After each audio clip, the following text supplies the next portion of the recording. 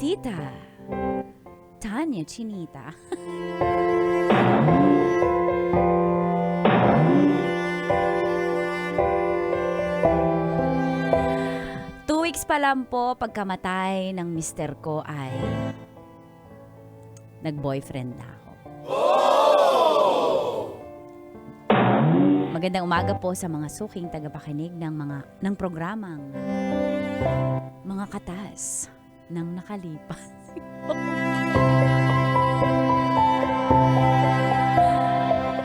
Ako po si Lovely ng San Jose del Monte, Bulacan. Malabo na po kami ng asawa kong si Rigor. Lasinggero po kasi at sugarol. Hinayaan ko na siyang gawin yung gusto niya sa buhay niya. Hindi naman siya nakikinig sa akin. Hanggang sa isang araw nga po ay nagkasakit po siya ng malala dahil sa sobrang lulong niya sa alak at sigarilyo. Lagi pang puyat. Pero syempre, bilang babae, misis, inalagaan ko po siya.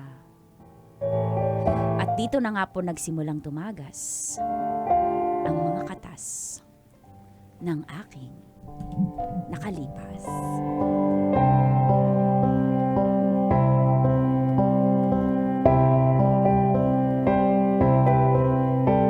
Katas ng nakalipas.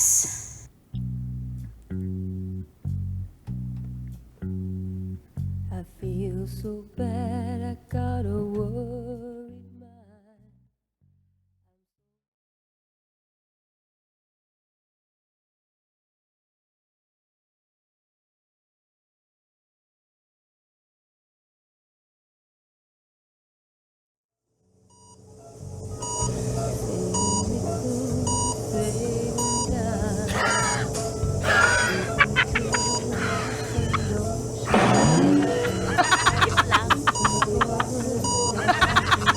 Subo nga, malaki. Ayusin mo! Pag di ka kumain, mamamatay ka, mag-aasawa ko agad. Nga. Yan. Ang arte-arte pa kasi gusto mo kasi nagpapaalaga eh. Kita mong puwet na puyat na ako dito sa ospital.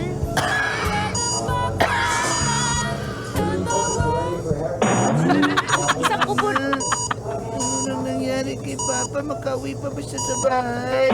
Jinjin, wala na tayong Papa, Jinjin. Alam mo, life must go on. Uy, Mano.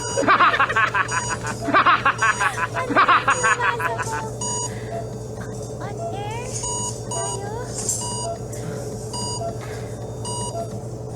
Ano yan? Si Papa kasi. Ano yung sabi nyo ng nurse? Anong pag-uusapan nyo ng nurse? Dito, Kuya Jun, yata mo yung buhok ko. Anong tawag dito, Kuya Jun? Parang rockstar. Bagay ba, Kuya Jun? Papa, bagay yung buhok ko. Bagay siya, anak. Salamat, Papa. May tanong po ako, Papa. Papa, subo ka daw, sabi ni Mama. Rigor, nga, isa pa. Isa pa!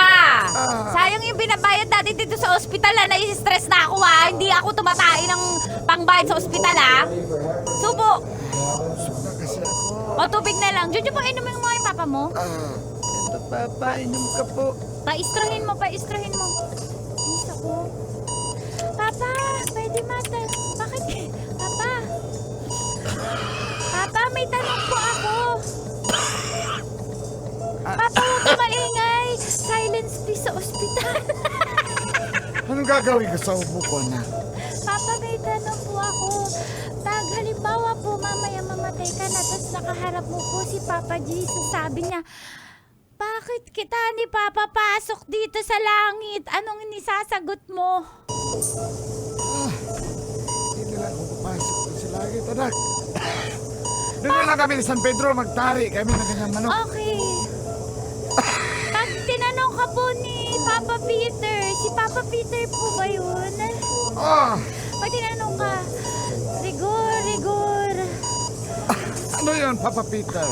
Bakit kita tatanggapin dito sa gate ng langit? Anong nisasagot ni Rigor? Hindi na nga ako papasok sa gate. Doon na lang kami sa labas ng gate magpaaway ng manok. Taong may... May sakit nga ako eh. Gingy, huwag mo ka na usapin yung papa mo. Nahihirapan na nga. Rigor, maghiga ka na. Huwag ka na makipag-usap sa anak mo. Kuya Junjun, ikaw pag namatay ka, anong nasasabi mo kay Papa Jesus? Ba't ka di pa papasok sa langit? Sabihin ko dapat isama ka. Sa langit? Siyempre naman, nasa Disney princess na deserve sa langit. Excuse me. Hello po, Dok. Dok, ano pong update, Dok, sa mga lab test niya po? Madam. I'm very sorry to say, pero mukhang hindi na magtatagal itong asawa mo. Ala, as expected naman, Dok. Grabe na yung komplikasyon. Parang natuwa pa itong pamilya na ito. As expected naman po din na ni Papa namin isang kubo na lang. 3 bulate na lang hindi pumipirma. Pag pumirma to, wala na yung tatay niyo. Hindi, sa totoo lang. Mrs. Komplikado na yung estado ng tatay niya. Dahil sa kakainom, bumigay na rin yung kanyang kidney failure. Dok, kasi ang ano niyan eh. Ang ano po niyan mag-inom. Grabe po. Pagkagising po, hindi nagtutubig. Alak agad. Tapos sa tanghali po, mag-iinom na naman sa hapon. Tapos puro utang po kami sa tindahan. Alam niyo ba, lahat ng alak ako nagbabayad. Sweldo ko. Wala akong ambag yan eh.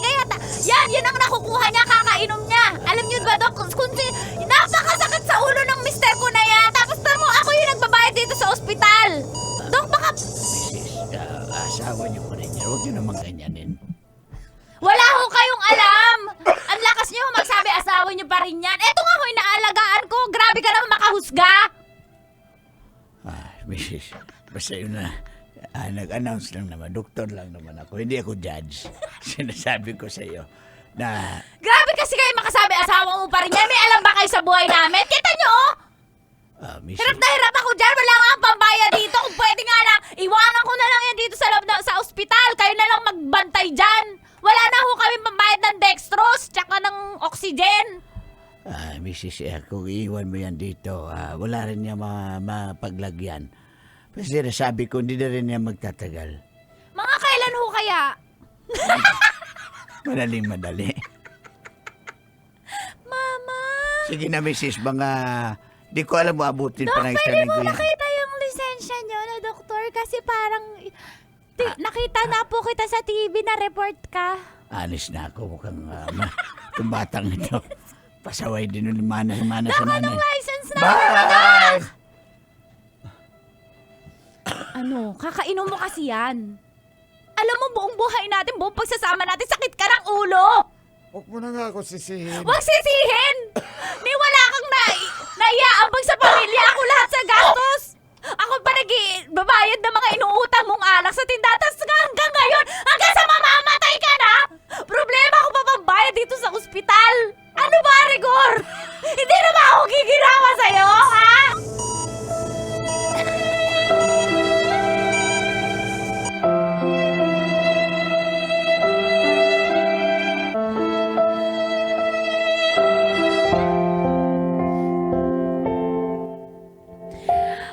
Ubus na po yung ipon namin. Ang dami ko na rin nabenta, nagamit. Para sa lahat ng pambayad ng ospital at para sa gamot ni Rigor. Kahit mga kumpare niya po, nakasama niya sa inuman, hindi naman po nakatulong. At walang naiambag. Hanggang sa kinuha na po si Rigor. Hindi ko sure kung saan. Sa taas o sa baba. Basta kinuha na siya.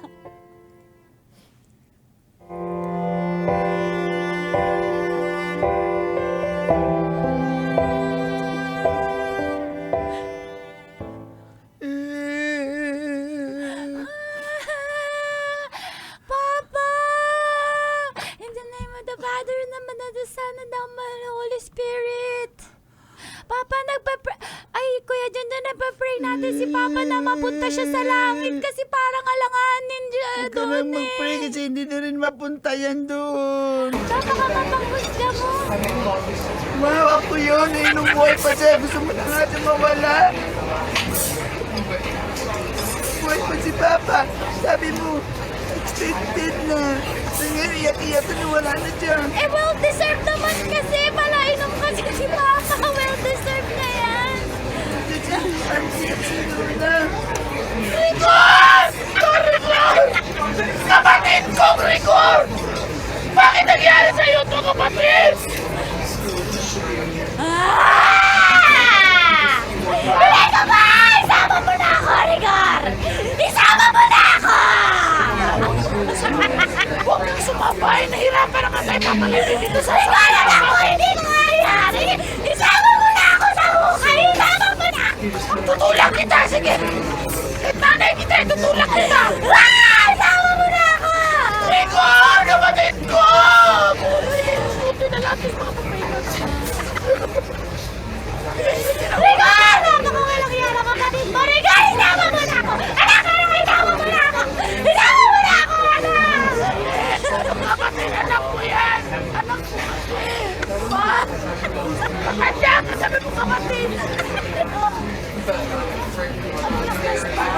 Wala naman ako nilagayan. Ayan.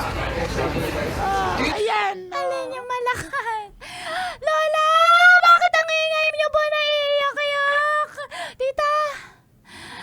Tita, bakit naka-Facebook live yung lamay ni Papa? Ba't mo na-Facebook live? A cloud chaser Siyempre ka ba? may mga kumare kasi ako sa Alay, mga OFW. Makinig ka muna. Nangihingi tayo ng abuloy. Ito yung kapatid ko. Namatay na. Mga OFW friends ko. Baka, ayan na yung nakapin po yung account ko dyan kung gusto nyo magpadala. Mari ko! Ayan ang mukha ng kapatid ko, di ba? Kawawa. Ayan yung kapatid ko. Ay, mga kamag-anak ko, kami nananawagan.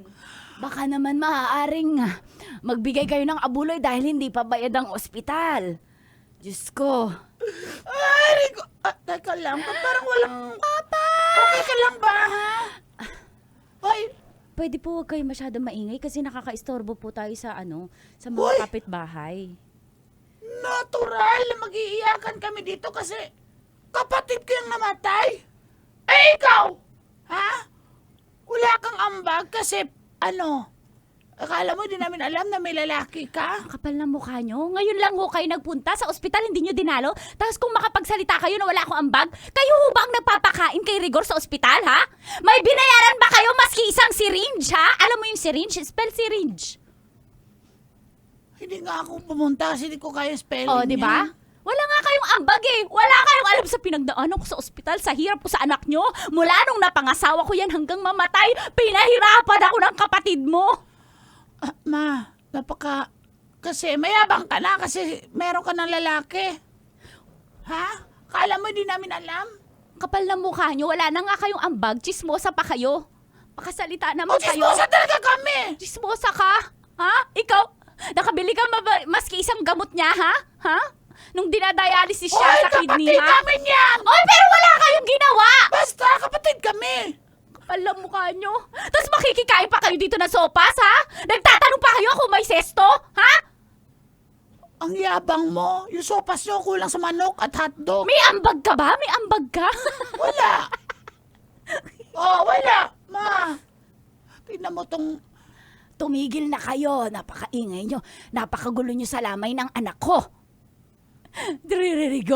Rigor, isama mo na ako sa hukay. Hindi ko kayang mawalay Nay, sa'yo, anak. Ay, Rigor, tutulak talaga ka, Rigor. ma. Tita, bakit po nasasabi ni Lola na sama na siya sa hukay?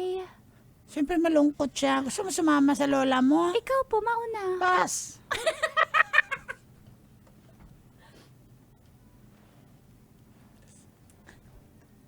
Nawala. Ulysses. Ulysses, ha? Ulysses.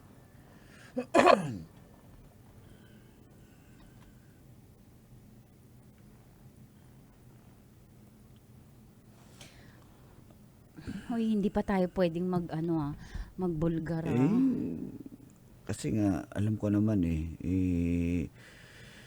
kailan mo ba ako sasagutin? Basta mag-intay ka kasi 1 linggo pa lang eh. 1 linggo pa lang. Tsaka ayokong manalo yung hipag kong intermitida tsaka chismosa. Baka malaman yan, baka ma-confirm niya na totoo na nagpapaligaw ako. Mag-antay, willing ka ba mag-antay, ha, Ulysses? Antay mo lang ako, konting panahon lang, para hindi naman ako masira naman yung image ko sa mga anak ko, tsaka sa mga kapitbahay at kamag-anak, especially sa mga in-laws ko. Sige, Thank you. maghihintay ako. Thank you.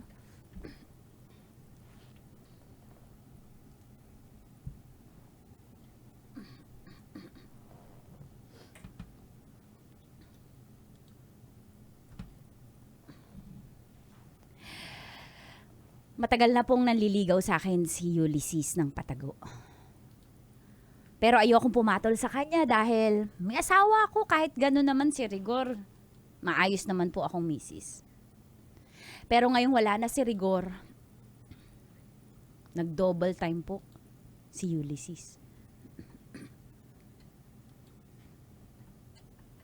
Ito na yung pinaghihintay ko. Talaga? Matagal mo na ba itong iniintay? Kahit wala pang 40 days yung asawa mo. Pero tayo 40 days tayo ulit. Ano ka ba? Bakit? 2 weeks pa lang. Kaya nga. Sige. Tagal ko nito. Dapat pala hindi ko na pinag-intay. 2 days pa lang. Nagtikiman na tayo. Ang sarap po pala yung Ulysses.